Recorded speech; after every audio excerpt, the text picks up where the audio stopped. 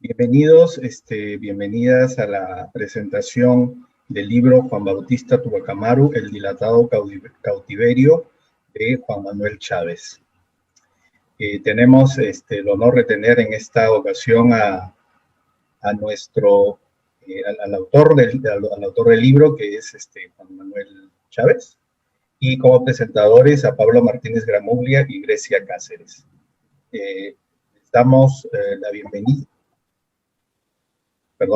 Les damos la bienvenida también a los amigos que se han unido a la transmisión aquí en el Facebook y también a quienes están en el Zoom.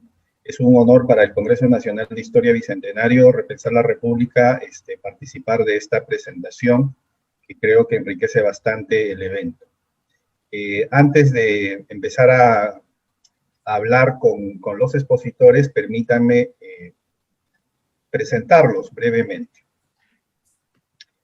Tenemos en primer lugar a Juan Manuel Chávez. Él es escritor e investigador peruano, radicado en Barcelona, licenciado en literatura, diplomado en docencia en educación superior y máster en derechos humanos. Está preparando su tesis doctoral para la Universidad de Valencia y es investigador de la Unidad de Estudios Biográficos de la Universidad de Barcelona. Además es autor de diversas obras que van desde la narrativa breve a la novela, el ensayo al cuento infantil. Y también obtuvo la mención especial del Premio Nacional de Literatura en el Perú y el Premio de Ensayo de Radio de la Universidad Nacional Autónoma de México, entre otros galardones. Y tenemos como presentadores a también dos importantes personas, a Pablo Martínez Gramuglia, que es argentino y radica en España. Me he enterado que ahora radica en Pamplona, específicamente.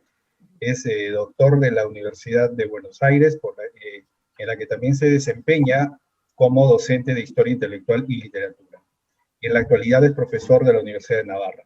Ha publicado algunos libros como Lecturas de Martín Fierro, del folleto al clásico nacional, y La forja de una opinión pública, leer y escribir en Buenos Aires, 1800-1810, además de artículos y ensayos académicos.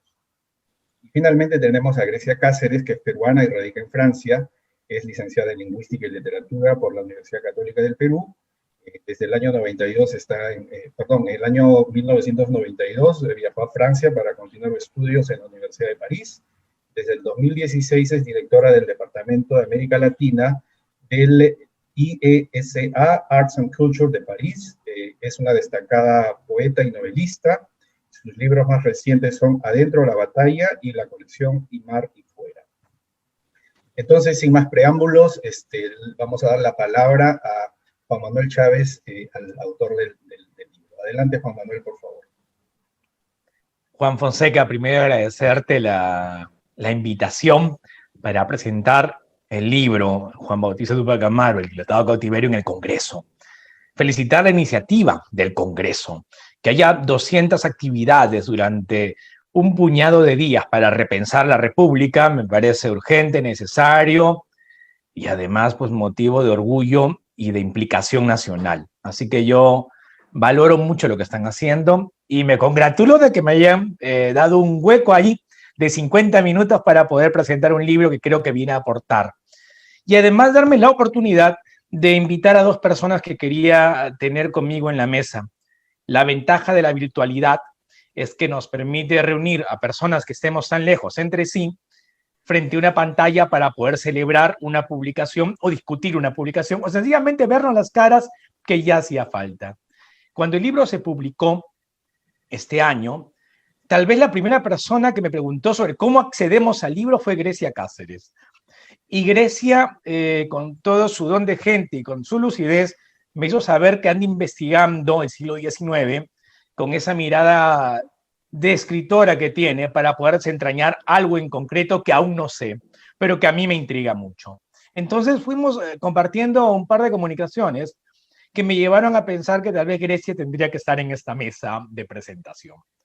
Y así, el otro presentador es Pablo Martínez Gramuglia, a quien conocí por error suyo, por supuesto, porque él decidió acogerme en Buenos Aires, recibirme allí en el Instituto de Literatura Hispanoamericana y tutorear una investigación que emprendí durante 3 meses. Y era una investigación que está vinculada directamente con mi tesis y que también en buena parte es este libro. Pablo se comportó no solamente como un académico riguroso, sino como una persona absolutamente generosa. La cantidad de observaciones que hizo a mi trabajo lo enriqueció. Los defectos del libro son míos, pero el enriquecimiento es parte de su mirada. Así que cuando salió la oportunidad del Congreso y presentar, y que iba a ser virtual, y que si Pablo es argentino, pero está en Pamplona y quizás iba a Buenos Aires, o Grecia está en París, pero le gustaría estar en Lima y yo estoy en Barcelona, la oportunidad de la virtualidad es esta y es hoy. Así que muchas gracias y a Pablo gracias, que comienza, y a Grecia también. Gran abrazo. Y a quienes nos acompañan, pues de por sí, muy emocionado y muy agradecido porque estén aquí a las 2 de la tarde de Perú, 9 de España y avanzando. Muchísimas gracias, Juan Manuel. Entonces vamos a pasar ahora a escuchar a Pablo, si les parece, sus comentarios, por favor. Bien, gracias. Buenas tardes a todos. En primer lugar, yo también agradezco a los organizadores de la presentación haber sido invitado y tener este enorme honor de participar del Congreso, pero también de la celebración de la querida nación peruana en su segundo centenario. No me ha tocado esta tarea grata de presentar el libro de Juan Manuel Chávez, a quien conocí, como decía él, en su estadía en Buenos Aires, cuando ya lo tenía en mente, el libro, y andaba indagando por la vida y obra del hermano superviviente de Túpac Amaru II, Juan Bautista. Juan Manuel hizo una estancia de investigación en el Instituto de Literatura Hispanoamericana de la Universidad de Buenos Aires, dirigido por Noé Gitrick, y efectivamente ahí pudimos intercambiar algunas ideas mientras él recorría archivos, bibliotecas y hasta algún cementerio en busca de huellas de Juan Bautista en su paso por el mundo porteño, ¿no? ¿Quién era este hermano, medio hermano del Túpac Amaru más famoso? No voy a entrar en detalles porque seguramente todos ustedes conocen algo de su vida y los que no irán a buscarlos en este libro, y estarán atraídos por la presentación, pero sí sabemos que luego de su larga prisión, luego del alzamiento de su hermano José Gabriel, Juan Bautista tuvo que encarar un largo suplicio, ¿no? que tuvo que ver con esa prisión, con cadenas, con malos tratos en abundancia, el fallecimiento de su madre, de su esposa, los golpes, las burlas, la negación de alimentos, prófugo y preso primero en Perú, después preso en Cádiz, y finalmente trasladado a Ceuta durante el reinado de Carlos III. Cumple un periplo de casi 40 años de largo padecer hasta que llega a Buenos Aires, donde escribe El dilatado cautiverio, que había sido publicado previamente en la Argentina y en Perú también, pero que en esta edición de la editorial Arcángel San Miguel recupera ese texto que el ministro Bernardino Rivadavia, del gobierno de Martín Rodríguez, le pidió como pago simbólico, pero muy real y muy valioso, de la pensión que el gobierno de Buenos Aires le concede a su llegada. El libro se divide en 3 partes, o podríamos decir 4, porque además Juan Manuel tiene la generosidad de incluir un valioso apéndice de documentos que no solo nos trae alguna curiosidad atractiva, como la tapa de la primera publicación, ¿no? La reproducción de ese folleto original, sino también algunos documentos que circulan por primera vez y por lo tanto nos presta un servicio al resto de los investigadores que estamos tras su huella, ¿no? Pero decía, fundamentalmente 3 partes, ¿no? En primer lugar, un estudio preliminar que sigue las normas rigurosas de la investigación académica, que recoge las experiencias trashumantes de Chávez, quien recorre bibliotecas, archivos, calles, ¿no? En busca de datos que todavía desconocemos de este autor, y que en un singular despliegue narrativo, el crítico académico plantea dudas a lo largo de su relato y luego las va resolviendo, y esta es una virtud de ese estudio preliminar, una búsqueda casi detectivesca. ¿Quién fue Juan Bautista? ¿Qué relación tuvo con José Gabriel y con la rebelión por él encabezada? cuál era su conciencia política, si a diferencia de ese letrado, que también fue José Gabriel Condoncarqui, él no sabía leer y desconocía casi por completo la lengua castellana.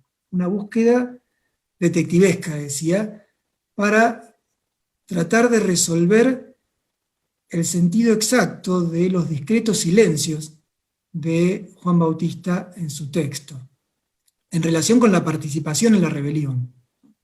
Y en ese sentido me parece que Chávez, claramente fascinado con el personaje novelesco de Juan Bautista, sin embargo no cae en la tentación de hacer de él un héroe cuando los datos parecen indicar lo contrario, ¿no? La ecuanimidad de la lectura de todas las fuentes disponibles, tanto del propio relato de Juan Bautista, de sus declaraciones oficiales, como de las acusaciones del poder español y de los testigos aportados, guían las hipótesis que este detective va construyendo, y nos deja, sin embargo, algunos huecos, ¿no? Sobre todo la gran pregunta, ¿fue, no digamos ya decisiva, sino, aunque sea activa, su participación en la rebelión de 1780? Tal vez las búsquedas posteriores, que sé que Juan Manuel sigue persiguiendo, nos hayan traído alguna respuesta más, y si tiene alguna primicia para compartirnos, me encantaría que lo hiciera en este encuentro, ¿no? En la segunda parte del libro accedemos a la prolija edición del texto de Juan Bautista Túpac Amaru, que Chávez ha actualizado y corregido lo mínimo necesario para facilitar su comprensión. En este breve relato del único sobreviviente de los procesados por la rebelión, se nos informa más bien poco de esa rebelión. Lejos de construir una figura épica de grandes gestas, apenas si pudo ofrecernos Juan Bautista una lista de quejas por los reiterados sufrimientos padecidos entre injusticias, traslados y prisiones. Juan Bautista sabe, en esta década de 1820, que la independencia de América no solo necesita de héroes enormes como Túpac Amaru II, San Martín, Güemes, Bolívar, sino también, creo, de los callados y abundantes mártires que pusieron muchas veces su anónimo esfuerzo para lograrla. Esos gauchos, esos guasos, esos llaneros, esos indígenas, esos negros, que también contribuyeron a esta gesta. Y en ese sentido, el relato principal de Juan Bautista es el relato de una víctima.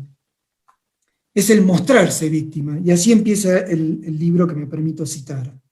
A los 80 años de edad, y después de 40 años de prisión por la causa de la independencia, me hallo transportado de los abismos de la servidumbre a la atmósfera de la libertad.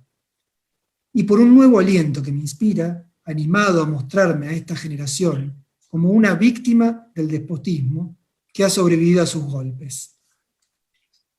Mostrarse como una víctima, sí, pero también señalar su gran anhelo, la libertad. El dilatado cautiverio es, en definitiva, como reconoce Chávez, la historia de una amistad, la de Juan Bautista con su compañero de presidio, el sacerdote Marcos Durán Martel, y la historia de un anhelo de libertad.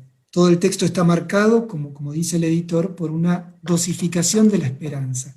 Una descripción que me pareció fascinante para esta escritura retrospectiva. Cuando escribe este texto, Juan Bautista ya está libre y ya está de vuelta en América. Sin embargo, lo que nos va ofreciendo en cuotas es esa mínima esperanza que tiene de algún día poder descansar en paz. No nos engaña Juan Bautista, no falsea datos, no exagera su heroísmo. Su única virtud es haber sabido aguantar. Sin embargo, sí nos recuerda todo el tiempo su linaje. En todo el relato hay una única vez en la que, y casi al final, en la que José Gabriel aparece con su nombre. El resto de las veces en que se lo menciona es mi hermano, ¿no? Esa figura paternal para este huérfano a los 9 años menor, que estaba ligado a él entonces no solo por un apellido en común, sino también por un afecto y una admiración muy grande, ¿no? Y en Ceuta, además, este indígena americano va a encontrar un régimen de semilibertad, a dónde escapar después de todo, entre el Sahara y el Mediterráneo, ¿no? Puede cultivar un huerto, aprende a leer y escribir, y sobre todo construye una pequeña comunidad de desterrados, ¿no? Desterrados que son prisioneros, americanos y de liberales españoles. Dos de ellos serán clave. Durán Martel cuidará de él cuando su edad ya no se lo permita, y Agustín Argüelles, el político español que, libre ya durante el trienio liberal, gestionará la libertad del propio Juan Bautista.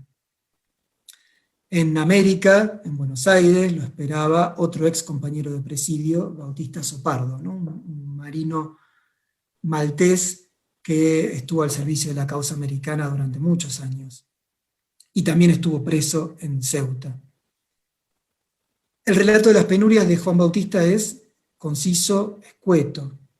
No describe a sus compañeros, los nombres son pocos, no habla de cómo era Ceuta, no vio el paisaje terrestre ni las costas del Mediterráneo, ni, como será después un lugar común de los viajeros americanos, se detiene en la descripción del majestuoso Atlántico, ¿no? Ni en el viaje de ida ni en el sufrido viaje de vuelta.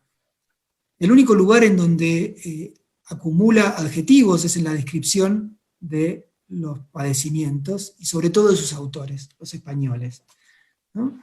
Los feroces españoles, animalizados una y otra vez. Perros, fieras, tigres, monstruos, hacen de los indígenas americanos las eternas víctimas de la conquista. Incluso, y el subrayado es fugaz, pero claro, en esa década de 1820, y acaba otra cita, esos nativos, actualmente están reducidos a una esclavitud semejante y aún peor a la de los ilotas y de los mismos africanos. Elogio de la libertad, sí, la independencia americana entonces, pero también señalamiento de las deudas de estas jóvenes y algo chapuceras repúblicas americanas que todavía tienen con la mayoría de sus habitantes, ¿no? Esos pueblos indígenas, que en muchos casos no habían recibido los beneficios de la independencia. Y ahí encontramos un hilo con nuestro presente, ¿no? En esa tercera parte justamente que Juan Manuel titula Ceuta 200 años después. El crítico renuncia a la enunciación académica sin dejar de lado el rigor intelectual. En una primera persona, entre la crónica y el ensayo, es Chávez ahora quien relata sus experiencias de viaje a Ceuta tras la huella de Juan Bautista. Entre paréntesis, nos quedamos con las ganas, los argentinos al menos, del relato de su viaje a Buenos Aires, que tal vez ya exista porque Juan Manuel es un autor prolífico y puede ser que yo no lo conozca, o espero que tenga lugar en algún momento. Aquí, en Ceuta, el cronista recorre las calles de uno de los últimos bastiones coloniales del siglo XXI de España, frente a otro bastión colonial de otra potencia, Gibraltar inglés. Y a medida que nos cuenta su ardua búsqueda de los efímeros rastros de ese preso olvidado de comienzos del siglo XIX, junto con algunos datos precisos de la Ceuta actual, y de aquella que recorrió Juan Bautista, recorre también el espacio de la conjetura, en un despliegue de una caudalosa imaginación crítica, que, sin embargo, no desprecia el rigor histórico. Tengo muchísimas marcas de momentos en los que Juan Manuel conjetura, ¿no? Les leo algunas solamente. Algo tal como habrá hecho Juan Bautista 200 años atrás, yo recorría Ceuta. Podría pensarse que Juan Bautista fue transportado en los fondos del peruano, despojado de una oportunidad. Estoy leyendo citas al azar. La calle Sargento Coriat es una senda angosta, al igual que tantísimas otras españolas donde solo es posible aparcar de un lado, empinada y de suelo adoquinado, como seguramente fue en el siglo XIX en la que se empadronó Juan Bautista, etc., ¿no? Digo, ese nivel de la conjetura que permite justamente esta imaginación crítica sin falsear datos, ¿no? Una vez más, siguiendo el modelo entonces de Juan Bautista Túpac Amaru. Repetir una experiencia, cualquier experiencia, aún la propia, es imposible, ¿no? Eso define la experiencia. Más aún la de un indígena prisionero durante casi 40 años, hace más de 2 siglos. Pero en el dibujo de su recorrido por Ceuta, creo que Juan Manuel Chávez nos deja asomarnos al detrás de la escena de la investigación, ¿no? Una especie de lado B de ese estudio preliminar. Y nos recuerda también, y con esto quiero cerrar, la importancia de la comunidad, no solo para sobrevivir en la vida del presidio, sino también para cualquier empresa de conocimiento. Sus pasos por Ceuta están marcados por encuentros, y aquí lo leo, con un historiador argentino, Jorge Myers, con el investigador Luis Mauricio Ortiz, con el oceánico cronista José Luis Gómez Barceló, con el director de la biblioteca, José Antonio Alarcón, con el poeta Antonio Silionís. De esa comunidad también está hecho el libro, y su autor ha sido muy generoso al reconocerlo también en los agradecimientos, pero al incorporarlos en su relato, y sembrar también con esta edición del Dilatado Cautiverio, y con el apéndice documental, el germen de una nueva comunidad, que de seguro surgirá a medida que se multipliquen los lectores de esta obra que hasta ahora ha sido demasiado dejada de lado, y que por suerte esta edición nos trae para volver a leer y volver a comprender mejor de la mano del estudio preliminar de Juan Manuel. Así que quiero agradecerle a él y a la editorial por poner en circulación este valioso archivo. Muchas gracias, Pablo. Un aplauso, pero al estilo actual, no solo con Muchas gracias, Pablo. Muchas gracias. Vamos a pasar a escuchar entonces a Grecia Cáceres. Gracias. Es peruana, pero que está ahora en Francia. Adelante. Sí. Bueno, yo quisiera empezar también agradeciendo a Juan Manuel la invitación de presentar este libro tan singular cuya lectura nos duele tanto y nos alegra tanto como peruanos, y solo en este año de 200 años de la independencia, en la cual estamos, entre comillas, obligados a repensar la historia de nuestra república. En un año muy difícil, bueno, no voy a entrar en detalles de la situación política del Perú, en la cual vemos reflejado justamente toda nuestra historia que viene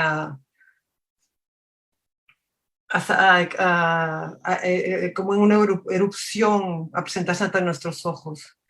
La lectura de este libro ha sido determinante para mí en mi reflexión sobre lo que está pasando ahora en el Perú, y creo que va a ser el caso de muchos lectores. Entonces, ¿cómo no agradecer a Juan Manuel el esfuerzo grande que ha hecho? Todos sabemos el esfuerzo que es hacer una tesis e investigar sobre cosas en las cuales, sobre temas y sobre fuentes de nuestra historia, que no han sido como han debido ser exploradas. Este texto merecía una publicación hace muchísimo tiempo, una publicación seria, una publicación a la mano, y sobre todo llegar a nuestros estudiantes de colegio. Entonces quisiera agradecer doblemente la invitación y el hecho de que Juan Manuel por su trabajo nos haya puesto este libro entre las manos, que es como una bomba de tiempo, además. No es un libro amable, no es un libro nostálgico sobre la colonia o el final o los momentos de la conquista, ni tampoco nostálgico del pasado incaico, a pesar de que las alusiones a todo lo que es prehispánico son positivas, por supuesto, en el texto de Juan Bautista. Pero tampoco es un libro nostálgico ni arcaizante. Es un libro, es un texto. Bueno, me voy a lanzar en el análisis del texto. Es un texto que yo lo he visto con ojos de escritora, con ojos de literata. por su gran valor literario. No se trata solamente de un texto interesante por su contenido histórico o por ser o por contener la memoria del último descendiente de los incas en el Perú. Una figura completamente impresionante. Es también valioso por su calidad literaria. Entonces, este texto es una introspección en la visión totalmente subjetiva del personaje de Juan Bautista. Es decir, aquí no hay, bueno, por supuesto Juan Bautista, Juan Gabriel, estamos en muchos Juanes. Juan Manuel nos ha dado además este magnífico estudio de texto al comienzo, que es la presentación del que él hace de todas estas circunstancias muy misteriosas que rodean a la vida de Juan Bautista y al texto, ¿no?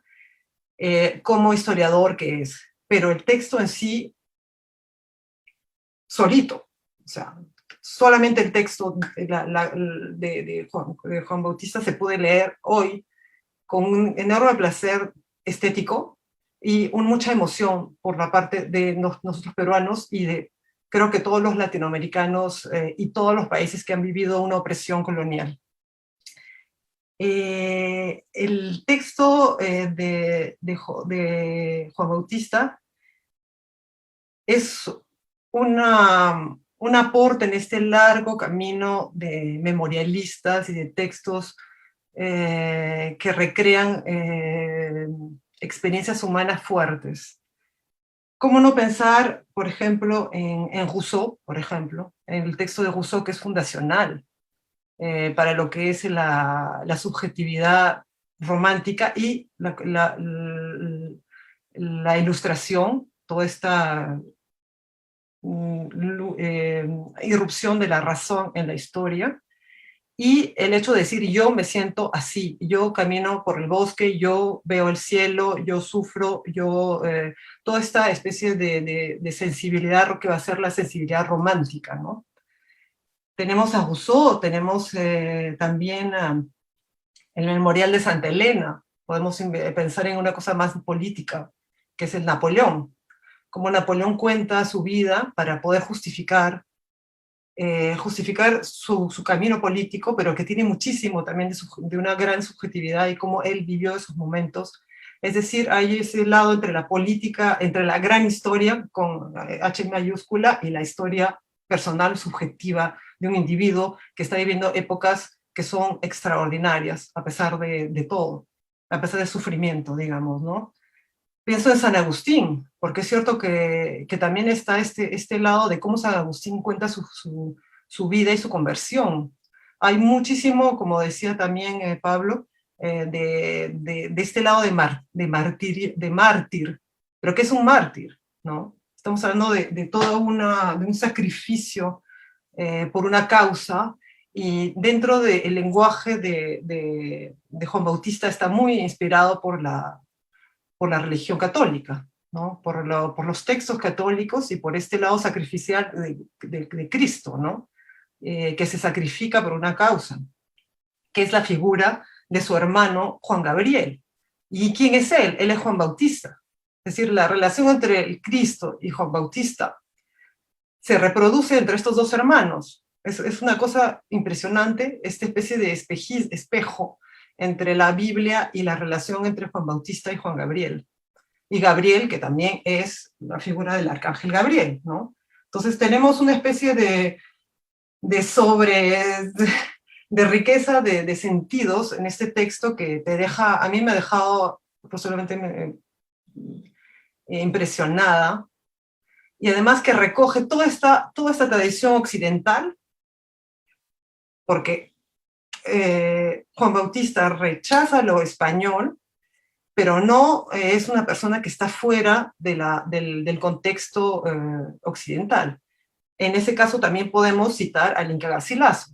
El Inca Garcilaso, que también fue un texto que Juan Manuel dice que estaba prohibido en esta época de las independencias, cosa que no sabía yo y que me parece muy interesante. ¿Sí? El Inca Garcilaso también cuenta una versión en la cual todo el mundo quiere saber cuánto de verdad hay en ella, cuánto hay de verdad histórica, cuánto hay de subjetividad, cuánto hay de acomodo de la realidad para él poder explicar esta especie de encuentro entre los incas y los españoles, ¿no? Entonces el Inca Garcilaso también es una fuente en la cual no podemos dejar de pensar. Juan Bautista no se sabe hasta cuánto él acomoda o es su subjetividad o cómo él puede explicar su actitud en el momento de la rebelión de su hermano.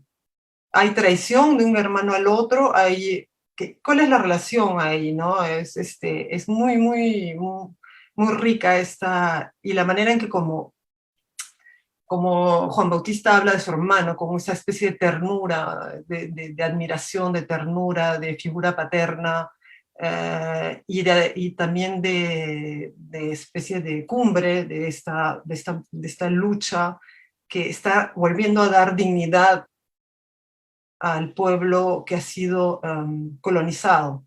Entonces, lo que más, a mí, una cosa que también me impresionó mucho, es un paréntesis, es cuando él se encuentra con este otro indígena en Ceuta. Voy a leerlo antes que se me olvide, porque después se me va a olvidar quizás volver a este punto. Voy a leer el texto de Juan Bautista. Después de todo lo que ha sufrido, ¿no? Esto es casi ya hacia el final de su vida, ¿no? A poco de volver a Argentina. Dice, me fue mucho más insoportable la presencia de un indio que preguntándome un día que me encontró en la calle si era cusqueño, a la contestación de ser yo Tupamaru, lleno de furia me dijo que cómo me tenían todavía con vida, que hacía mucho debían haberme muerto. Yo, que esperaba a mi respuesta amigable algún brote de sensibilidad de parte de otro indio como yo, vi, con el mayor dolor, un enemigo desnaturalizado en él, y muchos días se me amargaron por el recuerdo de esta vil arrogancia. La gran soledad que sufre Juan Bautista, no solamente ante todo este largo cautiverio condenado por el poder español, sino hasta la propia persona que podría ser la que más lo podría haber entendido, se encuentra con esa persona que lo rechaza. Entonces creo que esta escena en Ceuta nos dice mucho de los conflictos que tenemos aún hoy día en Perú entre nosotros mismos, ¿no? Pero volviendo a la parte más literaria, a todos los memorialistas del siglo XVIII, que son justamente en Francia, por ejemplo, porque estamos hablando más bien de un país en el cual se da esta revolución de la enciclopedia de la Revolución Francesa, que va a inspirar también las independencias en América Latina, ¿no? Entonces, los memorialistas del siglo XVIII que van a poner a la subjetividad y la razón humana individual en la cúspide, ¿no? Entonces, lo que va a hacer que la experiencia humana sea individual, sea válida y no necesariamente tenga que ser ni enmarcada por la iglesia o por el rey. Entonces, ahí también hay una reminiscencia de lo que dice Juan Bautista, y también lo remarca Juan Manuel, que hay un momento como de soledad también en ese final del antiguo régimen, ¿no? El ser humano se encuentra solo, la religión ya no es un marco válido, y todas las monarquías caen. Entonces hay una especie de entre dos, y estamos en esa creación que está pasando en América Latina, de las independencias, de volver a crear instituciones, de volver a crear naciones. Y ese momento, felizmente, yo me alegro de que Juan Bautista lo haya visto, al menos 5 años, o ha visto un poco las primicias de todo de lo que podía ser las repúblicas en América Latina. Yo pienso que eso Eso fue la última felicidad de su vida, ¿no? Entonces, también había pensado en las peregrinaciones de una paria, que también es un texto más o menos contemporáneo, que es un poco una especie de figura también inversa de Juan Bautista, de la francesa que viene al Perú y que cuenta esa experiencia de cómo viven los otros, ¿no? Y de esa especie de choque cultural. Y también está la idea del paria, ¿no? La idea del paria, del perseguido, aunque en el caso de ella es mucho más metafórico, digamos, ¿no? Pero la persona perseguida, la persona puesta al margen, tiene una visión que tiene una agudeza, que tiene una fineza ante la sociedad que lo está poniendo al margen. Entonces, eso es muy, muy interesante.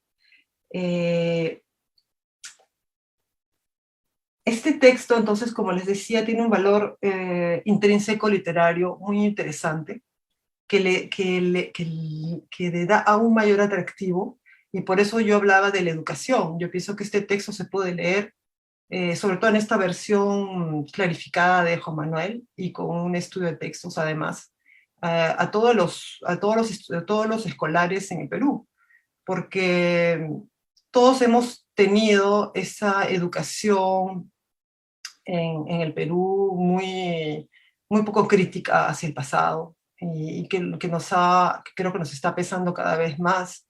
No haber reflexionado en lo que fue la colonia, no haber reflexionado, no haber valorizado, porque la misma revolución de Tupac Amaru ha sido una especie de tabú, de cosa que, de gran evento fundamental que no se considera en los textos escolares. Grecia, 2 minutos, por favor, para cerrar, ¿está bien? Perdón. Entonces, yo pienso que tenemos que pasar, justamente aprovechando que estamos acá en el marco del Congreso, tratar de hacer una edición de este libro para los escolares, ¿no? Y bueno, quisiera concluir entonces felicitando nuevamente a Juan Manuel por este libro, por este gran, enorme regalo que nos está haciendo, que tenemos que aprovecharlo. Y para mí leerlo ha sido una felicidad y una gran experiencia, y me ha hecho revivir muchas cosas también de nuestro pasado, de nuestra historia, y que tenemos que tomar eso como un instrumento, como un arma para construir nuestro futuro. Muchas gracias. Gracias, Grecia. Muchas gracias, Grecia. Un aplauso para también ti, para tu intervención. Y vamos a terminar esta presentación escuchando directamente al autor, a Juan Manuel. De pronto también nos cuentas un poco cómo adquirir el libro. De hecho, que a mí ya me llegó ya, pero de pronto la gente que, aunque debo confesar que recién terminando el congreso voy a leerlo, pero ahorita todavía no me da el tiempo, pero explícanos, Juan Manuel, por favor. Gracias, Juan. Primero, agradecer de nuevo a Pablo por la participación, por las palabras y por conocer el libro mejor que yo, lo cual me queda bastante claro. Y a Grecia por ese diálogo que ha hecho emotivo del exilio propio con el exilio de Juan Bautista, y ponerlo en diálogo con el siglo de las luces y darle esa mirada que alimenta el discurso de Juan Bautista.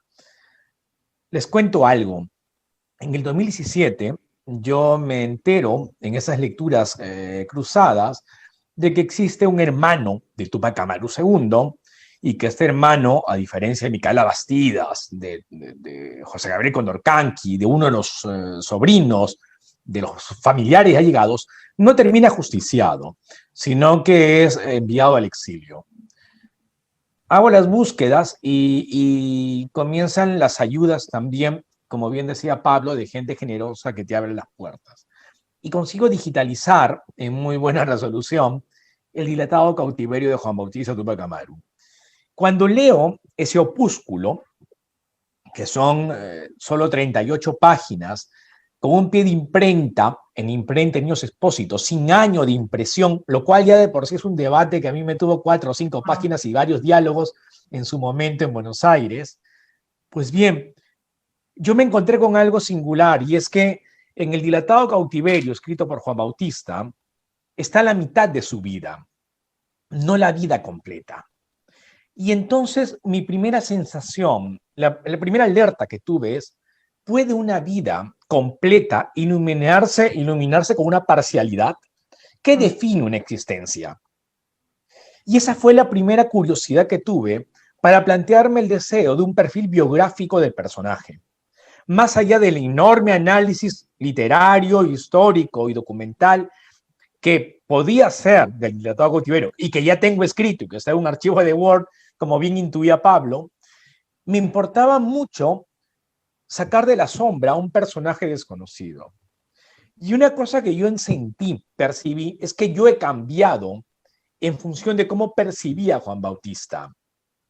Si en el 2017, cuando leí, me parecía que era la historia de un cobarde, de un hombre que al fin de cuentas nunca levantó la mano, el puño en una rebelión donde todos aparentemente se jugaron la vida, luego con mi propia madurez crítica u obligado por el texto, por los tantos diálogos de tanta gente alrededor, Nuria Girona, que me acoge en Valencia, Ana Caballé en Barcelona y tantos más, el mismo Pablo en Buenos Aires, comienzo a ver de otros modos a Juan Bautista y de otros modos su dilatado cautiverio.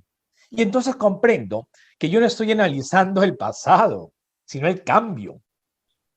Y que ese cambio me obliga a mí a mirarlo de otro modo. Porque este es un sobreviviente. Y este sobreviviente tiene ciertos carices muy fundamentales. Y esta lectura que yo hago del dilatado cautiverio, mi experiencia propia, va cambiando también con el hallazgo de otros documentos. La carta que Juan Bautista le manda al rey de España en 1814, que estamos hablando de 8 años antes de su encargo de escribir sus memorias. O la carta a Bolívar, desde Buenos Aires 3 años después de llegar a Buenos Aires.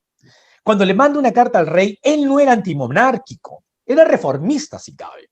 No está de acuerdo con la administración de la colonia.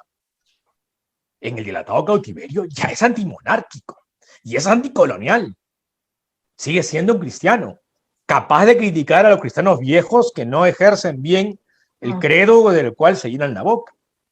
Y cuando mande la carta a Bolívar, va a ser claramente americanista, si ya no lo ves en el dilatado cautiverio. Entonces, yo también fui cambiando en mi percepción del personaje. Y fue en Ceuta cuando entendí que además era necesario entrever su vínculo con Durán Martel, ese otro exiliado que llega a Ceuta y con el cual comparte los últimos 8 años, 9, 7 años en esa península, en el norte del África, para poder vislumbrar mejor las comprensiones. Entonces, aquel que fui yo en el 2017 cuando lo leí, no fue el mismo que el 2019 pasó 3 meses en Buenos Aires. Y no es el mismo que en febrero se fue al África, al norte del África, para conocer las pistas de Juan Bautista. Y no es el mismo que en marzo se enteró que entrábamos en pandemia, nos confinábamos y tenía todo un libro por delante para hacer. Y el tiempo sobrado, a pesar de la fatiga pandémica, para emprenderlo. Y es interesante cómo incluso hay datos que uno no espera. Cuando yo ya tenía casi o menos cerrado el libro, me entero que el Diario de Barcelona, de hace 200 años, de febrero de 1821, había noticiado la existencia de un Túpac Amaru que estaba en Ceuta y del que habría que liberarlo. Desde el discurso independentista catalán de hace 200 años, se reclamaba la libertad de aquel cusqueño. Y este es un cusqueño, y eso es muy interesante. Cuando Juan Bautista, luego de casi 40 años de exilio por la sentencia de complicidad en la rebelión de su hermano, de la cual él siempre dijo, yo no hice nada activo, no me arrogo haber sido un rebelde. Como bien dice Pablo, lo que hizo él es sobrevivir y aguantar. Pero tuvo algo que vale la pena recordar, la identidad de su apellido.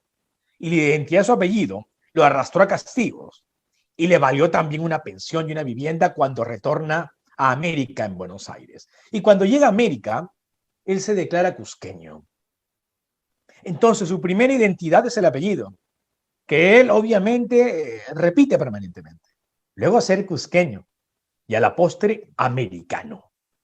Y esa americanidad es fundamental. Cuando yo me remonto al 2017, una intriga para mí fue, ¿será que este fue el primer peruano en el África? Probablemente no, pero quizá el primero que escribe sobre ello. ¿Y cómo es posible que no describe nada? No describe.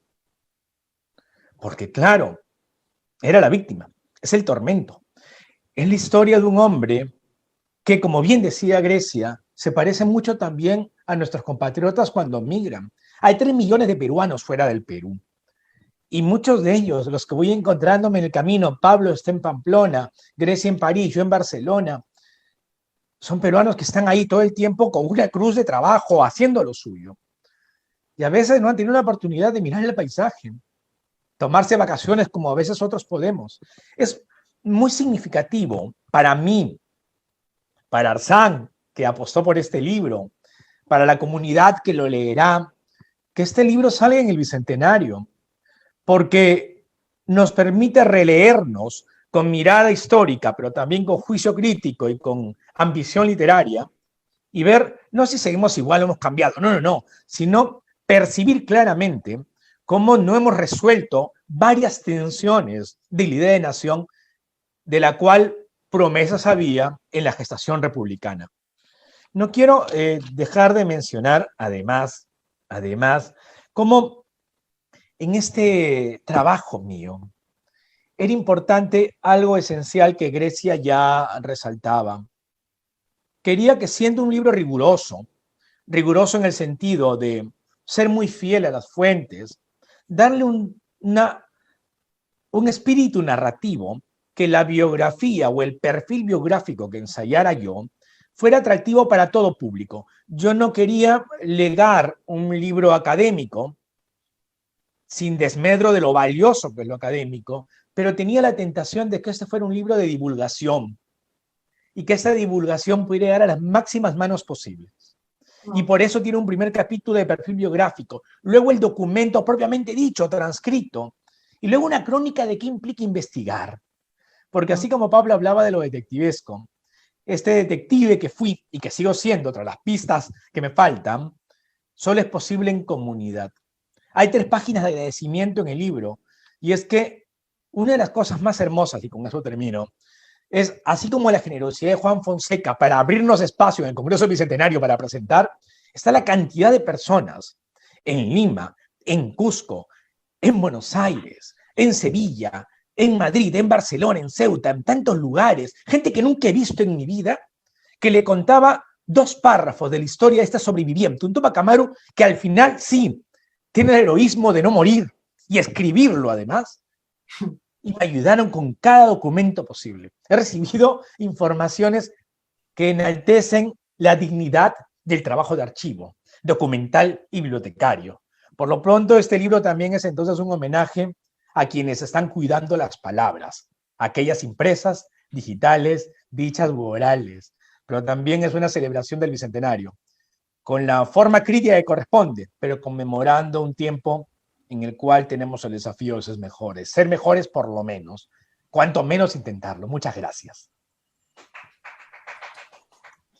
Muchas gracias, Juan Manuel. Un fuerte aplauso para tu intervención y tus palabras y en general para la publicación. Bicentenario del Perú, 2021.